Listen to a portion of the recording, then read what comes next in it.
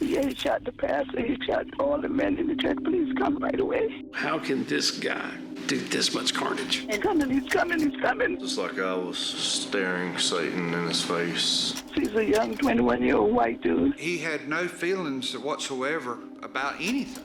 He's still in here, I'm afraid. He's still in here. I can't believe he came to Shelby. What's he doing in Shelby? But there's so many people dead, I think. June 18th, 2015, just 14 hours after 9 people were massacred in Charleston. But a lady called a friend of mine and said that she was behind the car matching the description of the Charleston killer. Dylann Roof spotted in Cleveland County, North Carolina. This started with one woman that paid attention. Debbie Dills recognized his car and alerted police. I looked over and I thought, why does that car look familiar to me, and why am I thinking about that car? Black Hyundai, white male traveling westbound. Sergeant Dan Bernat remembers that first radio call he and his partner Joe Burris got. I was outside of the car fueling up, and he told me, we got to go. It's possible sighting of Dylann Roof. Appears to be the vehicle they see on TV. They started following Roof down busy Highway 74 on the west side of Shelby. 78 on West Big. Their plan, to stop him before the edge of town, but not where any people were gathered. My thought process was, if this is him, I don't want to make that stop in that parking lot. Sergeant Mike Myers and Detective Scott Hamrick joined the pursuit. It just so happened we wound up at the traffic light at the end of the city limits. Lincoln G. George F. Frank 330. Sergeant Bernat turned on his blue lights. It had to be done, it had to be effective, it had to be them. Roof pulled into the driveway of an abandoned house. And he did exactly what I wanted him to do. Several other Shelby police officers pulled in behind them.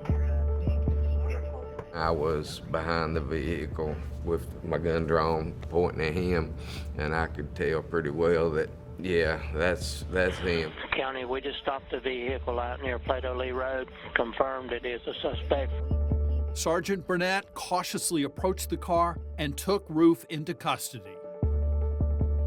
What was his demeanor like? Calm. Did he resist whatsoever? None at all. Very compliant.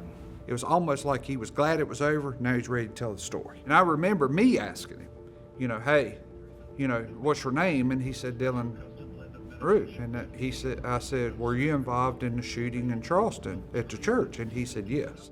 Sergeant Myers asked Roof if any weapons were in the car. And that's when he referred to the gun under the pillow in the back seat. And he referred to it as the gun. And it stuck out to me when he said the gun is in the back seat under the pillow.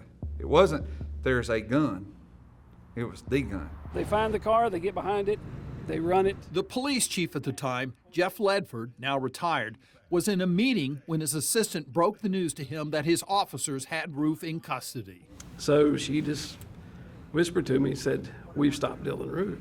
I was like, you gotta be kidding. And she shows me the CAD screen, and sure enough, it said confirmed Dylann Roof. Roof was taken to the Shelby police station where he was questioned by the FBI and South Carolina authorities. I went to that church in Charleston. I did it. 10 years later, Ledford says he's proud of what his officers accomplished, but they don't want recognition. I'm definitely not a hero. We're just out doing what we would do any other day. They did a great job, and we're proud of them, and we're proud of our community, but it still goes back to, let's talk about Charleston. Let's talk about those families and those first responders that were there. Why did you do it? These officers later testified at Roof's trial and witnessed his conviction. Those victims' families got to face him. They got to say their piece to him. They got to look the devil in the eyes. The families did.